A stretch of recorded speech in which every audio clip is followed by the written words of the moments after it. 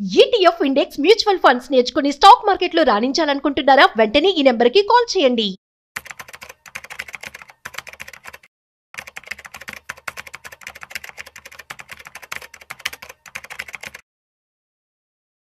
నమస్తే, welcome to Suman TV. నేను విష్ణు. ప్రస్తుతంతో పాటు ప్రముఖ స్టాక్ మార్కెట్ అనలిస్ట్ సుందరరామరెడ్డి గారు ఉన్నారు. సార్తో మాట్లాడదాం. సార్ నమస్తే. సార్ నమస్తే.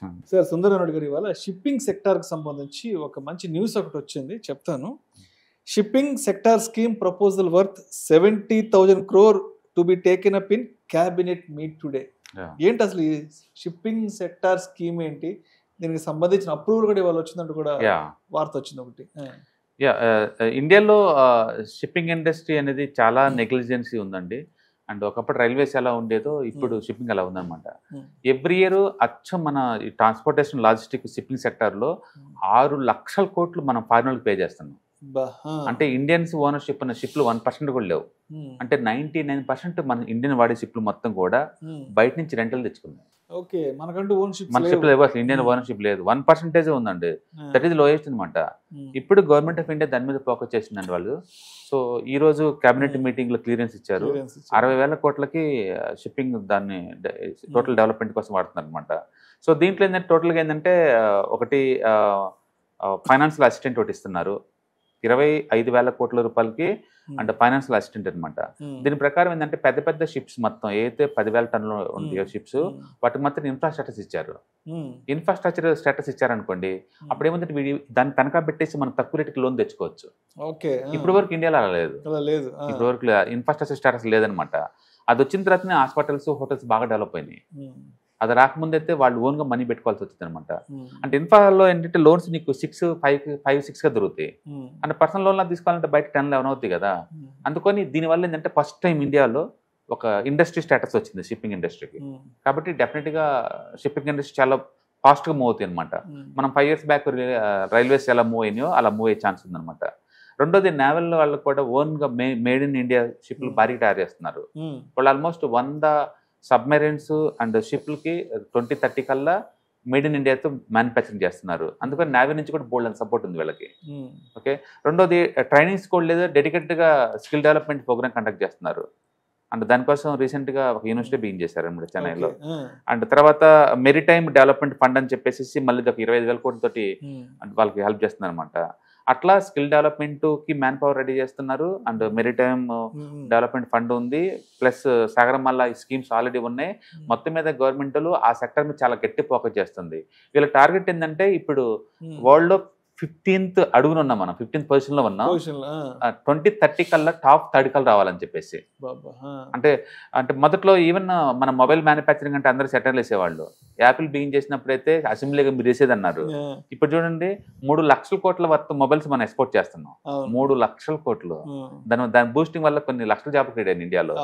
అలాగే సెమీ కండక్టర్ బిగిన్ అయినప్పుడు ఇది అయ్యే పనినా అన్నారు. నిన్న అది మొన్న ఏఆర్ఎం వాళ్ళు అయితే 2 nanometer చిప్లు తయారు చేశారండి ఇండియాలో. 2 nanometers. అంటే అంటే ఎంత ఎంత ఫాస్ట్ గ్రో అవుతుందో చూసుకోండి. అంటే విత్ ఇన్ ద 3 years కల్లా వరల్డ్ లో 5th biggest semiconductor manufacturing hub అవుతుంది India within the 5 years కే. అంటే ఇంత ముందులాగా 30-40 years పట్టవండి నెంబర్ 1 అవడానికి వరల్డ్ లో. ఏదైనా మ్యాసివ్ స్కేల్లో వీళ్ళు బీన్ చేస్తున్నారు అనమాట.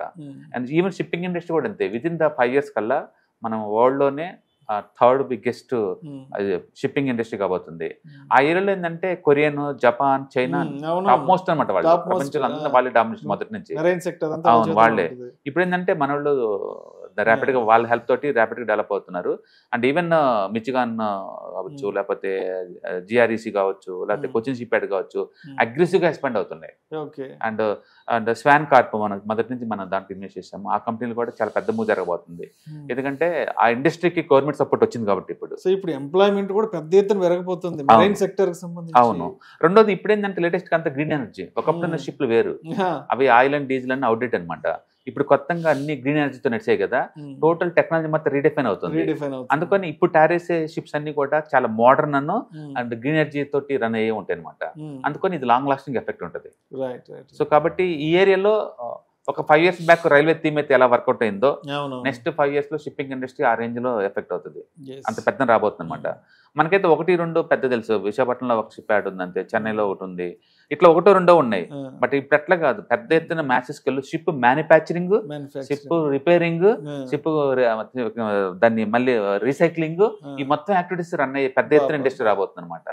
అందుకని 5 years తర్వాత చూస్తే ఇండియాలో కూడా ఒక 30-40 షిప్ పోర్ట్స్ తయారవుతాయి కింది మీదకి. చాలా పెద్ద ఇండస్ట్రీ తయారవుతుంది. సో మొత్తానికి ఎంప్లాయ్మెంట్ ఆపర్చునిటీస్ కూడా దాని మీద పెద్ద ఎత్తున రాబోతున్నాయి. అంటే దానికి సంబంధించిన యూనివర్సిటీస్, కోర్సెస్, కాలేజీలు కూడా బిగిన్ చేస్తున్నారు. Right sir, thank you sir, thank you so much. October 12వ తారీఖు మీకు దగ్గరలోని సిటీకి వస్తున్నాం. వైజాగ్, తిరుపతి అండ్ నెల్లూరు, ఈ 3 సిటీస్లో ప్లాన్ చేస్తున్నాం. సో మీరు ఎవరైనా సరే స్టాక్ మార్కెట్ మీద passive income as well as active income కనుక ETFs, index funds and mutual funds ద్వారా ఎర్న్ చేద్దాం అనుకుంటే ఇది మంచి అవకాశం. సో మీరు ఎవరైనా సరే మీ దగ్గరలో సిటీస్ వాళ్ళకి అనుకుంటే కనుక కింద స్క్రోల్ అవుతున్న నెంబర్పై పింక్ చేసుకొని మీరు సీటు రిజర్వ్ చేసుకోండి. సో ఇంతకుముందుతో పోల్చుకుంటే ఏంటి, ఇంతకుముందు మనం ఓన్లీ ఆన్లైన్లో తీసుకునే వాళ్ళం, ఇప్పుడు దాంతో పోల్చుకుంటే ఇది క్లాస్ రూమ్ ఎన్విరాన్మెంట్లో అనమాట. సో 1-to-1 ఇంటరాక్షన్ ఉంటుంది కాబట్టి మోర్ ఎఫెక్టివ్గా ఉంటుంది. కాబట్టి ఎవరికైనా ఇంట్రెస్ట్ ఉంటే ఈ 3 అసెట్ క్లాసులు నేర్చుకుందామని కింద స్క్రోల్ అవుతున్న నెంబర్పై పింక్ చేయండి. Thank you. హాయ్, స్టాక్ మార్కెట్లో వాలటిలిటీకి దూరంగా ఉంటున్నారా? పోర్ట్ఫోలియోస్ అన్ని కూడా రెడ్లో ఉండి బ్లీడ్ అవుతున్నాయా? అంటే స్టాక్ మార్కెట్లో ఉండి సస్టైనబిలిటీ ఉన్న బిజినెస్ మోడల్ లాగా, లేదా స్టాక్ మార్కెట్ లాంగ్ టర్మ్లో మంచి వెల్త్ క్రియేట్ చేసుకునేలాగా ప్లానింగ్స్ ఏమైనా ఉన్నాయా? అయితే అలాంటి వాళ్ళ కోసం ఈ ప్రోగ్రామ్ అండి, ETFs, index funds and mutual funds. మా స్టాక్ మార్కెట్లో ఉండి కూడా సెక్యూర్ వేలో మనీ మేక్ చేసుకునే పద్ధతి ఏదైనా ఉందంటే రిటైలర్స్కి ఈ 3 అనమాట.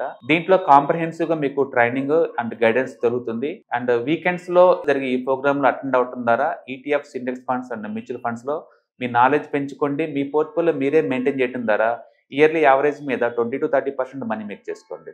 All the best. Thank you.